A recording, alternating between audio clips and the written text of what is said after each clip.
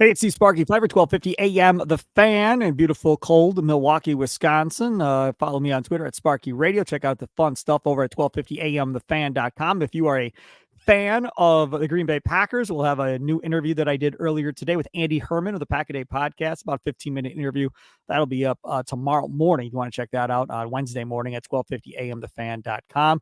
Jake Kokorowski, you're going to talk to him on Wednesday. That will be up on the fan website on Thursday, talking about the Badgers football season and what lies ahead for them and as far as recruiting, transfer portal, and all that fun stuff. Again, that'll be up Thursday morning at 1250amthefan.com if you're a Badger football fan. Nathan Marzion, he is here. He is the world traveler. You can follow him on Twitter at Nathan Marzion. Okay, so first let's rewind a little bit here, Marzion. You had the chance to get into a car with your boys, like you always do, and road trip it up, leading the single life like I used to do back in the day. And you guys road tripped it to Cleveland, Ohio for the Bucks Cavaliers game. Do tell us about the road trip and so forth, and then we'll get to the Pacers and concern about them beating the Bucks 3 times. Damian Lillard, maybe with some concern about how the Bucks are handling him. We'll get to that, and then of course Nathan's Twitter poll question of the day. That's all still to come, but we're going to start talking about Nathan's life. And then we'll get to the fun Bucks stuff. Okay, so tell me about the road trip. Yeah, no, it was fun. We had this plan for a little bit of time now. Kind of when the schedule came out, we knew we wanted to try to get to places like Cleveland. We were going to go to Detroit's pretty close. We're going there in a couple weeks. And then Chicago was when we didn't get to go to last year, so we wanted to go there. I haven't been there yet. Last year we did Minnesota and Indiana, and those were both fun. So this year we're doing the other kind of close arenas to have our little road trips. They fell on Fridays or Saturdays, so it kind of worked out. And so yeah, we went to the Bucks Cavs game. Glad they turned it around in that game and won, because for the first quarter and a half, it just was looking like it was gonna be one of those games where they just couldn't really get anything going and they were gonna lose by 20. And I was like, man, this is gonna suck if this is just we have to sit through for after being in the car for 6 hours. You gotta sit through this game. But they turned it around. It was fun. It was good to see them play really well in the second half, come back, win that game. The environment was pretty cool. Like, I thought it was a pretty cool arena. The city's fine. It's Cleveland. It's nothing special, but it's probably like a worse version of Milwaukee, in my opinion. Neither of them is very flashy or anything, but I think I definitely like Milwaukee better based on, just walking through it and everything. But I didn't think it was. I think you could also make the argument it's not as bad as people make it seem, and the same thing is with Milwaukee, where I feel like everyone makes it sound like Milwaukee's trash and super boring and there's nothing to do, and it's like, okay, it's not that bad. Milwaukee's pretty cool. So yeah, I mean it was fun. We ended up going out after the game, and then I had to make it back the next day by 1:00. I had to make it back to Milwaukee for the Marquette game at Fifer at 1:00. So had to wake up bright and early, and after being out all night, and then get back for the Marquette game. And then we went out after the Marquette game. It was a long couple days. And then next day was New Year's. So it's been a long 3 days, long 4 days. And then next day I went to the Bucks Pacers game. So a lot's been going on. But yeah, again, it was fun to see them get a win. It was fun to take a little road trip. And I'm looking forward to the one in a couple weeks against the Pistons. We're going to that game. So yeah, Detroit. Well, Detroit, if you're into casinos and stuff like that, Detroit can be fun, I guess. It can be okay. Just, be careful when you're there. Yeah, Cleveland was fun. I've been to Cleveland a couple of times. First time, not so good. It was the weekend after Art Modell announced he was moving them to Baltimore. And we got off the plane, everybody wearing Packer gear, and literally the people in the Cleveland airport were chanting, go Pack, go. We hope you kick their ass, blah, blah, blah, blah, blah, because they were so pissed off at Art Modell and the Browns. There was a dude at the game, and it was Memorial County Stadium back in Cleveland. It was in worse shape than County Stadium in Milwaukee at the time, which I didn't think was possible. It was just a complete hellhole. And there was people like holding like a dead Art Modell, like pinata or whatever in the stands. And oh my God, Modell wasn't even at the game. Like, he wasn't in his suite because I think he was scared for his life at that point. It was just weird, but like everybody that trip was rude. Like the restaurants, everywhere we went, people were just rude. And I was like, these people are pissed off about this Browns thing, like, and it's affecting everybody's mood. So then I hadn't been back for years. And then me, a couple of my buddies did what you all did, kind of, sort of. And we did this long road trip where, we did a Tigers game, we did a Lions training camp, we did the Hall of Fame game in Canton, the football game, we did a Cleveland Indians game, a Cincinnati Reds game, we did the Rock and Roll Hall of Fame, did all of that over the course of like a week, knocked all these different sporting events out and went from city to city. That was a lot more fun that time because we got to go to Browns training camp, which was fun. Rock and Roll Hall of Fame was a lot of fun. Did 3 hours there. So that's cool. Detroit, again, I guess it all depends where you are in Detroit and all of that stuff as far as how that goes. I've never been to a Pistons game, so I can't speak on that. But yeah, just it's not Indianapolis or Minneapolis. I promise you that much. It's not that. So y'all have fun, and I can't wait to hear how that experience goes. But then, like, you got to go to the Pacers game back in Milwaukee yesterday, and they just, I mean, Lillard couldn't shoot, obviously, and the fourth quarter wasn't pretty.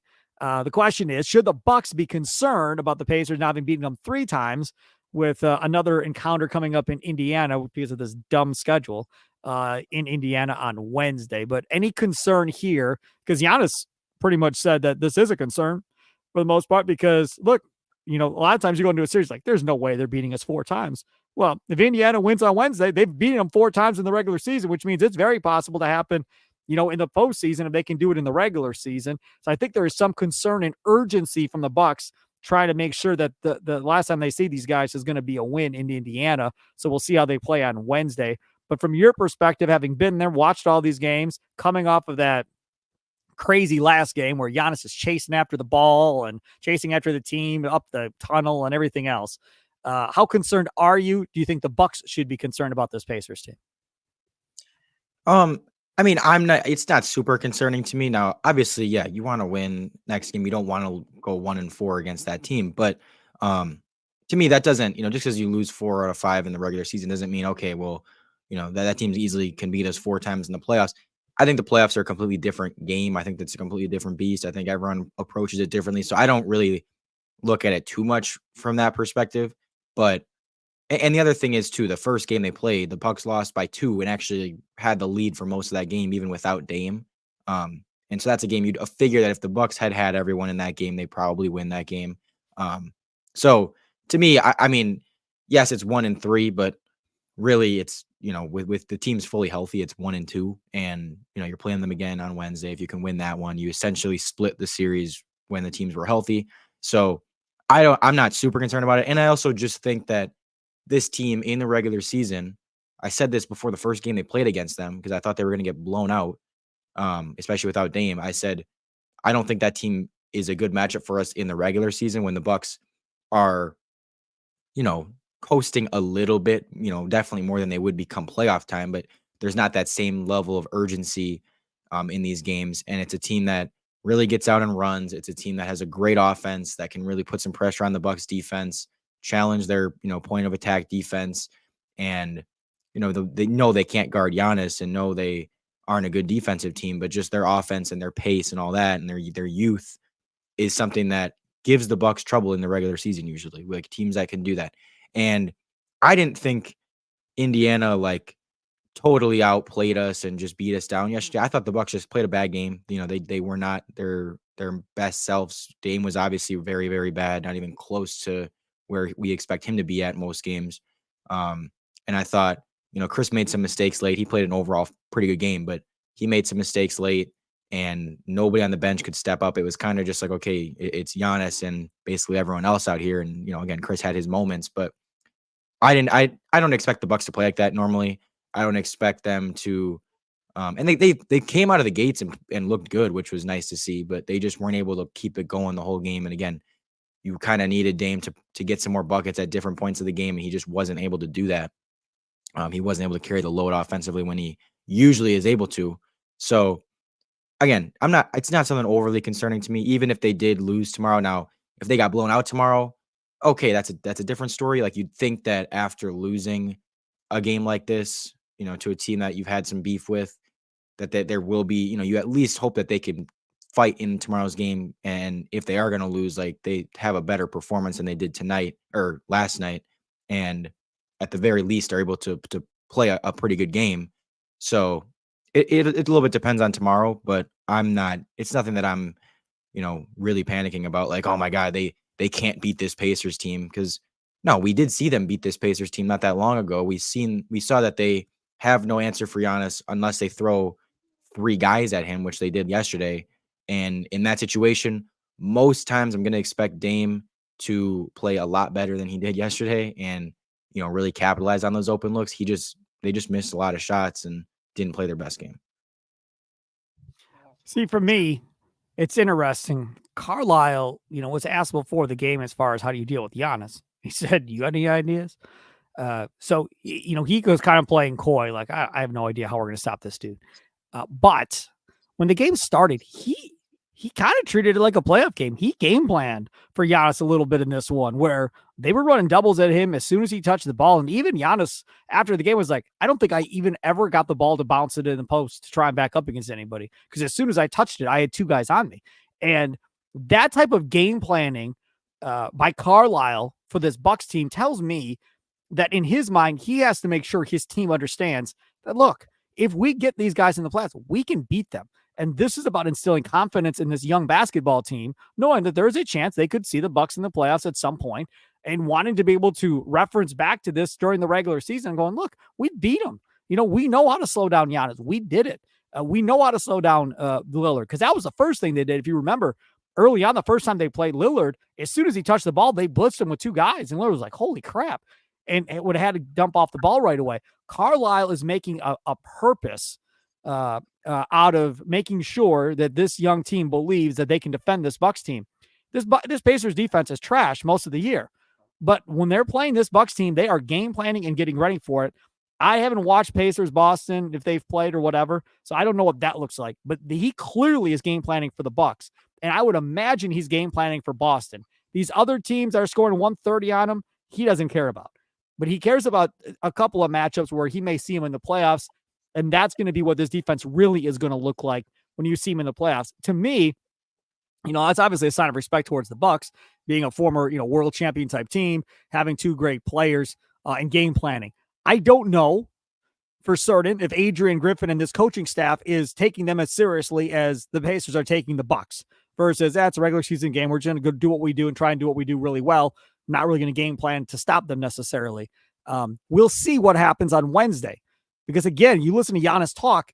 He's talking like they need to win this game to make sure this Pacers team doesn't get all full of themselves, to kind of wrap this thing up. So we'll see.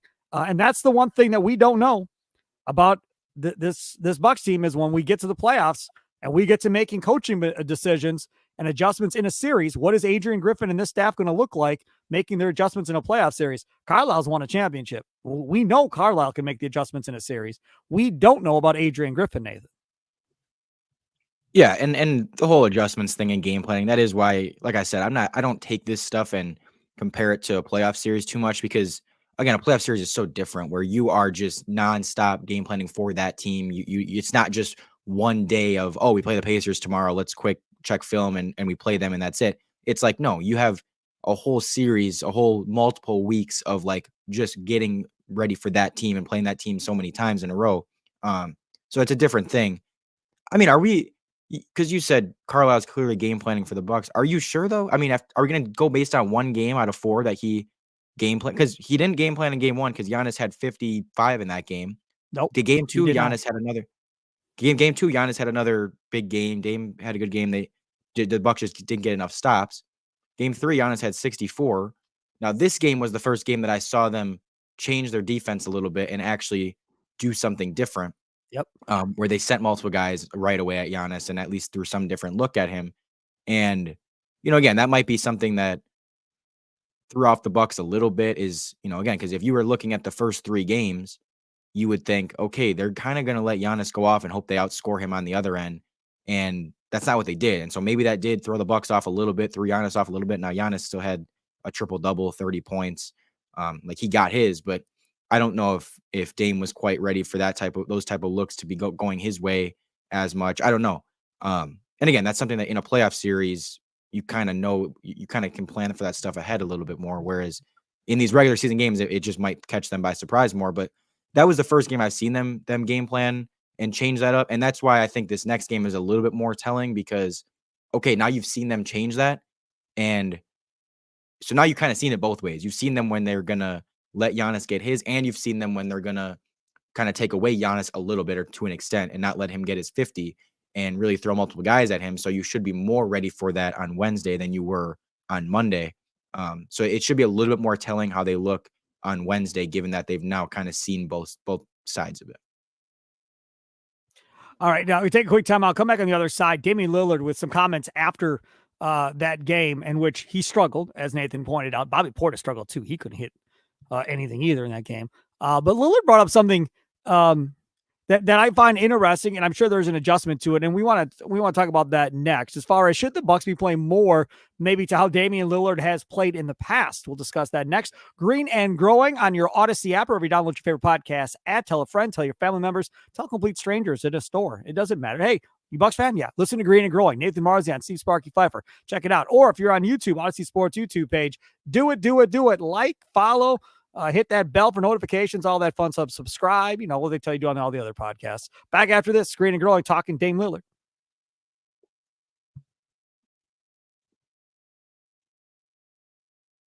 Hey, it's Sparky Fifer, 1250 AM The Fan, along with our guy Nathan Marzion. Follow me on Twitter at Sparky Radio. Follow him at Nathan Marzion.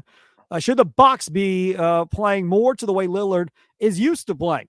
And what I mean by this is when they talked to Dame Lillard after this game, Lillard pretty much, I don't have the exact quote in for me, but pretty much said, look, in my career, I'm used to bringing the ball up and initiating the offense and getting to where I need to get to. And the way that they're currently playing, that's not happening because as we've talked about before on this podcast, Giannis is initiating offense. Middleton is initiating offense. He's playing more off of the ball, more catch and shoot, and he's not used to playing that way. So as he puts it, it's becoming a thing where it's harder for him to get into a rhythm to shoot the basketball when he doesn't have the ball in his hands as often because there's possessions. He won't touch the ball down on that side of the floor and he'll never get the ball. And now he's back on playing defense again, where before you can pick and choose where you want to go when you want to shoot. So there's definitely an adjustment period here for Lillard where he's trying to find rhythm in games in a way that he's never had to find that same rhythm before because he's never had to play off the ball as much as he's had to do in Milwaukee to this point, which that brings up my question to Nathan is, should the Bucks play more to the way Lillard wants and let him kind of run this offense more so than they're doing right now where they're letting Giannis and Middleton, kind of run it. I don't know if it's split. I don't know what the numbers would say if they're each running it like 30% of the time in a game or what it is as far as initiating the offense. But it seems kind of split to a certain degree. What do you say, Nathan? I understand it's different than he is used to, but I don't think it is as drastically different as people think. Because there's data available on this stuff. You can look up like how long a player has the ball per game, how many touches they get, how many. His stuff is not that different than it was last year in Portland. It's not. And it's going to go down a little bit. Obviously, you have Giannis, Right. You're playing with Chris. Like, of course, he's going to have the ball a little bit less, but that's expected. And that's as dumb as it sounds, that is a good thing because I don't think he wanted to be in a situation where he is the only guy handling the ball. He's the only guy having to do all this work and, the only source of offense on his team. That's a reason he wanted to go somewhere else is because he's like, I want some help. I want some other guys to have the ball. I want some other guys to be able to do some things. But I mean, he mentioned he's taking more catch and shoot stuff this year. 34% of his threes this year have been catch and shoot. Last year, that was 33.6. He's, and so that to me is like, okay, yeah, a little bit, but not, it's not anything drastic. Overall time of possession per game, he was at 7.6 minutes per game last year. This year, he's at 7.0.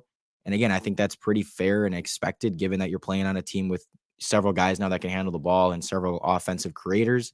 I would not mind at all them giving Dame more possessions. I wouldn't mind at all them catering even more towards, okay, let's anytime he's on the court, like the default should be, okay, let's give it to Dame and let him bring it up and use him more on ball.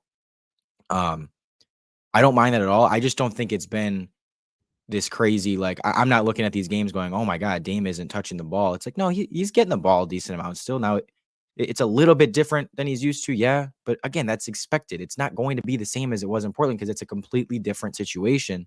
So, I don't know. I'm a little conflicted on it, and the other thing is too, like in some of those clutch situations, and even just throughout the game, like I had mentioned this earlier a couple weeks ago, where I was like, they seem to be game planning, like they want him to be more off ball, and he wants to be more off ball, or at least he's okay with it because he would, you know, there'd be time. There's been a couple times where it's like Giannis gets a rebound and he's kind of looking at either Dame or Chris, and even Dame will kind of be like, "Oh, go to Chris." Like he wants to be off ball for a couple possessions. So I never looked at this as they're going against what Dame wants and doing things their own way and trying to use him in a completely different way. No, like it just seems like they've kind of come to an agreement for the most part. And there might be games where it's too much of Chris, too much of Giannis, and not enough Dame. Um, but it seems like they came to some type of agreement, like, you're obviously going to get you the ball a lot, but we can use you off ball a little bit more than you're used to. And I think that will help you because then again, when he's bringing the ball up, it's not as easy to get the ball out of his hands. Because if he brings the ball up, it's easier to generate a defense against, if you're trying to get Dame points and get Dame going and get Dame scoring, it's easier to do that probably off the ball sometimes than it is always on the ball. Because again, he's bringing the ball up, it's a little bit easier to get the ball out of his hands by just trapping him and, forcing a pass than it would be when he's off the ball moving around or you're setting picks for him or setting screens for him off the ball. Then you can get him open looks. So I think there's games that it's going to be a little bit uneven and a little bit like, okay, too much of Giannis, too much of Chris. But overall, I haven't had a huge issue with it. I think they've gotten pretty good with it as the season has gone along, like getting him the ball. Um, but it's also hard when he's struggling so much in a game like that. You're in this position of, okay, do we just feed him because he's Damian Lillard, or do you go to some other guys? Because that's a luxury you have having multiple guys. Is if one guy's off, you have two other guys you can go to that can get offense. So do you want to keep force feeding the guy that's cold and the guy that's 3 for 15 from the field just because it's Dame, it's Dame, it's Dame? Or are you like, hey, let's go somewhere else for a couple possessions? Again, I don't think there's a totally right answer, but this can all lead to some of these things happening and some of these games happening where, Dame isn't in rhythm. Dame doesn't feel like he's in rhythm. He doesn't get the ball quite as much, blah, blah, blah. So it's just something they're going to have to continue to work through. We don't have this question on the docket, but I'm going to ask it anyhow because I feel like it's relevant to what we're talking about. Do you think Lillard has had to make more sacrifice in playing with this team than Giannis, Middleton, or Brooke Lopez having to play with Lillard? Yeah, probably. I mean, Giannis has sacrificed the like bringing it up all the time part, but I don't think that that's a sacrifice. That's more of just a change. Dame definitely has lost some of those pick and roll ball handler possessions like that I think he was doing and just bringing the ball up all the time in Portland, yes. But again, is that always a bad thing? As I said before, like, isn't that what you kind of wanted going to a different team? Is you don't want to have to be the guy that Oh, yeah. is always bringing it up and doing it. And he said that the first game he played after the game, he's like, it was just nice to have some other guys out there that can, carry the load a little bit. And I don't have to be the one making every play. I don't even have to be the one taking every shot, bringing the ball up every time. It's like that's part of what makes this team good is that you don't have one guy that has to always bring it up and has to always do everything. That's a reason that the Bucks, failed in the playoffs a couple of times is because Giannis was that only guy. And sure, yeah, he's your best player, and so he's going to touch the ball the most, but that doesn't always lead to wins. Like, it's nice to have multiple guys that can do that. Again, the default should always be Damian Lillard because he's the best at doing that, but that it doesn't mean that it's going to be the exact same as it was in Portland. It doesn't mean that it's going to be the same volume that it was in Portland. I think it's going to definitely be slightly less. But again, I mean, when I look at those possession time numbers and I look at the catch and shoot stuff and all of that, I'm like, it doesn't seem to me like it's drastically different. It doesn't. I'd be worried if it was like, man, he used to be handling the ball 7.6 minutes and now he's handling it 5 minutes. Like that's a huge difference. That's like, okay, we're just not using him like Damian Lillard. No, they went down slightly, but he's still among the league leaders in amount of time, with the ball per game. I can pull up where he ranks. Um, if you want, just to like give it some perspective of like how much that is. Um, let's see here. You can talk really. Actually, hold on. I'm getting it up. So, of all players in time of possession this year, he ranks 1, 2, 3, 4, 5, 6, 7, 8, 9, 10th. Behind, the only guys above him are all guards like Luka Doncic, Trae Young, Brunson, Morant, Terry Rozier, Tyrese Halliburton, Maxey, Cade Cunningham. I mean, those are all very high usage players, and then it's Dame right after them. So this has not been like Dame is not touching the ball. I mean, he's still up there among the league leaders. The other thing I want to bring up, because I forgot to bring it up when we were talking about that last game against the Pacers, I found it interesting. Lillard talking after the game in that one about the fact that he was kind of chirping at his teammates there in the third quarter, towards the end of the third quarter, of pretty much, y'all, we better get going here, because if we let them hang around, this is going to be a lot closer of a game, again, that they can maybe steal here in the fourth quarter if we don't start focusing and playing better.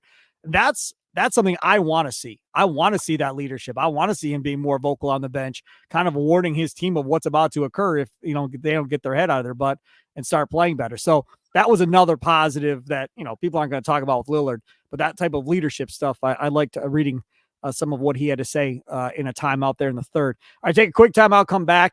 Nathan Marzion, a Twitter poll question on a Tuesday concerning the NBA trade deadline. We'll get the question. We'll get the results coming up next. You can follow him at Nathan Marzion. Follow me at Sparky Radio.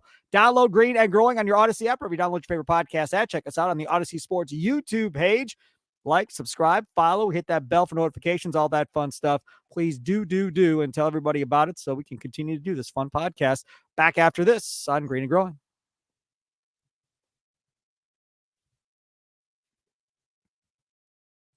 Hey, it's Sparky Fifer, 1250 AM The Fan. Check it out over at 1250amthefan.com for all the latest interviews that we have going on there. Andy Herman, Pack a Day Podcast. That'll interview I did with him talking some Packer football, some Packer offseason. That'll go up on Wednesday morning if you want to listen to it on your Odyssey app or at the website. And then on Thursday morning, Jake Kokorowski from the Wisconsin State Journal talking some Badger football. That interview will be up as well.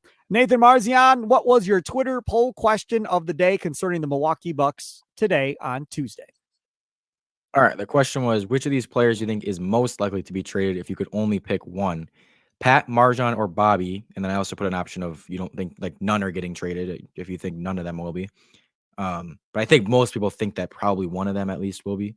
So the results, number one, Pat Connaughton at 40% of people. Number two, Bobby. There you go, people. There you go. Number two, Bobby. This is again. I try to make this. Which do you think will be? Which do you think will be traded? Not just who you want to be traded, but I think a lot of people took this as who they want to be traded. Yeah. But anyways, Pat 40%, Bobby 29%, Marzion 18%, and then 13% said they don't think any of them get traded. My opinion, I think the answer is Marzion, and I think it's because I'm guessing if we're going to get some good role player,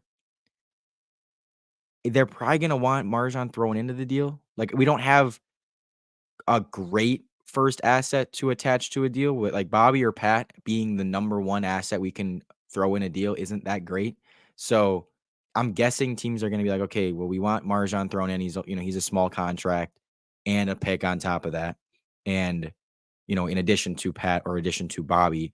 So I'm probably going to say Marzion because I don't know who the other one would be. Because again, I don't think Marjan's getting traded alone. I don't think that's going to get you, it's not going to get you much. But I can't really pick between Pat and Bobby. I just think in most trades, Marzion is probably going. And it's hard for me I don't have any confidence that they want to trade Pat or Bobby as much as I think that they easily could or should, particularly with Bobby. It's hard for me to get there and really like envision that happening. Like, I think they're going to still have a hard time trading Bobby and getting to a place where they're like, all right, let's trade this dude. Cause he's just, he is important to the locker room. He is, one of those guys. And so it would be difficult for them to trade him. And it's the same thing with Pat. Pat gets along very well with ownership. Pat gets along very well with the core guys. Pat's been there through the championship. And so it's hard for me to envision. I think Pat's probably the least likely, given all that stuff, to get traded. So that's kind of my I would go Marzion 1, I'd go Bobby 2, and I'd go Pat 3 in terms of who I predict is most likely to get traded. I think the more I think about how this is going to work, I think it's going to be a 3-team trade. And I think Portis or Connaughton go to a team that's similar to the Bucks, that's a playoff type contender that needs that type of player. I think Marjan ends up going to the team that's giving up the defender that you're getting, but is a team that maybe isn't all that good per se at the end of the day. And they get a young guy to add to their young group of players. Now, again, do those players exist in Houston, in Detroit, in those type of teams where they're just awful or not that good, but they have a lot Houston's of not that young bad. guys? Give Houston some. Houston is like above 500. Yeah, well, they're not going to win anything though. And again, No. he's doing a hell of a job coaching. By the way, he deserves a lot of credit. And the Yeah. way that thing ended in Boston, it is what it is, I guess. But he's a hell of a coach, and he's proving it again in Houston. But Yeah. they're not there yet necessarily.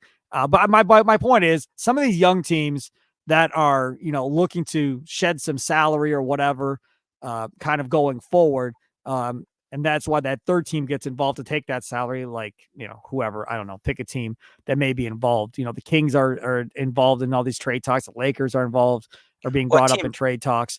A team that I was looking at today, and again, I haven't been able to like make a really good trade work in the trade machine, but a team that you kind of mentioned could use they're a contender-ish. They are a contender that could use a Bobby Portis, and get a Marjan on top of that, or even if Marjan was going somewhere else, they could at least use Bobby. Is the Thunder, because they really do need some size. They're really Yes. they're poor rebounding team, so that's a team that you could throw Bobby over there, and then they might take Marjan too, because again, they're young. They might take more youth. I don't know. Or Marjan goes to a middle team and whatever. But I was kind of exploring some stuff today. It's just hard to make a good trade work for all three teams. When you look at a team like the Bulls, I think we all believe they're going to blow that thing up here. So as parts start getting scattered all over the NBA, once they blow this thing up, maybe the Bucks are able to get the defender that way. By maybe Beauchamp ends up in Chicago, Portis ends up somewhere else. Who knows? I think that's how this is going to go. I think it's going to end up being a 3-way trade of some sort. Now again, I threw out that Lillard trade before it happened, kind of pie in the sky stuff, and then it ended up happening. So never count out John Horst in getting a player that he wants and figuring out a way to give up second round draft picks in the year 3000 in order to be able to get a player that he wants at the end of the day. So we'll just have to wait and see. Of those, you said Beauchamp probably the most likely. I would agree. I think Beauchamp goes in the deal too, but I think he's attached to one of those other two. Yeah, And that's the I reason also I'm agree with you picking. that It's hard. That's the reason I'm picking Beauchamp, is because I'm like, okay, I'm pretty confident he'll be attached to whichever of the other two it is. Whereas I think I can't tell which of those other two it will be. So I think the more likely one is Marjan. I think regardless, there's a decent chance he's attached to the deal. Now are you all in on like they need to trade Pat? No, no. I mean, I know they're not going to probably. I just am not a Pat Connaughton guy. We all know that I'm not a Pat Connaughton guy. He drives me nuts. But Now he's found a corner 3-point shot that he hits sometimes, which is nice. And when he gets going, he can be a huge factor off the bench, but he's just not a consistent scorer off the bench. He's a high energy effort guy, which is great. The other reason he's not going to get moved, you talk about being the glue guy and all that other stuff. Him and Lillard have a relationship because they play together. So now you add Lillard into this mix. He ain't going to want to get rid of Connaughton either. So that's another reason. I think Connaughton is here until they blow this thing up after Giannis, probably, as long as he wants to be here. yeah, there's a big reason why I've kind of been way more on the trade Bobby. There's a couple reasons why I've been way more on the trade Bobby train than like trade Pat. Like I'm not sitting here saying Pat's been playing well or anything. Pat's been not good, and I get that. But number one, as you said, all those things with him having relationships with Dame, with Giannis, with the owners, all of that's not going to lead to him very likely being traded. I think Bobby has relationships with those guys and is a big part of the locker room, but I think it's a little bit more likely Bobby's traded. I think the return that each of them could get is, to me, a lot different, and that's why I'm like, trading Pat to me doesn't get you a ton. I don't envision getting a really solid role player by trading Pat Connaughton and a pick or trading Pat. And if you can, great. Like I'm not saying that, there maybe they can. Maybe Horst will pull off some magic again. But to me, if you're gonna get a really proven guy, a really solid guy that you can have out there consistently in the playoffs and gives you what you need, you've got to give up, probably Bobby. Like that's kind of the one guy I keep coming back to. I'm like, you're not giving up the core guys, and the one on the bench that has the most trade value is Bobby. And so like that's just where I kind of always come back to is he's probably the one that you have to trade, and he's struggling a lot as well. So that difference in their returns that I expect there is a big reason why I'm much more on the trade Bobby train than the trade Pat train. Because the trade Pat train to me is, well, you're like, sure, you're going to get rid of him, but you're not going to. I don't even think you're going to get anything for Pat that is much better than Pat has been for the most part in his career. And I don't think you're going to get anyone that's been better in the playoffs than Pat. And that's again another big thing is Pat has struggled in the regular season, but every time he struggles in the regular season, he turns it on in the playoffs. So I have much more confidence in him playing, leveling up in the playoffs than I do in Bobby Portis. So I don't know. To me, if you're getting rid of Pat, I'm not sure you're getting anyone that actually makes you a ton better. Whereas I'm pretty confident if they can trade Bobby for, a good role player, a good defender, it's like that's going to improve the team. It's going to make you better. So I don't know. There he is, Nathan Marzion. Follow him on Twitter, Nathan Marzion. Follow me at Sparky Radio. Download this great and growing podcast on your Odyssey app, wherever you download your favorite podcasts at. And of course, on the YouTube Odyssey Sports page, follow, like, subscribe, hit the bell for notifications, all that fun stuff. Enjoy the rest of your day. We'll talk again on Thursday. Toodles.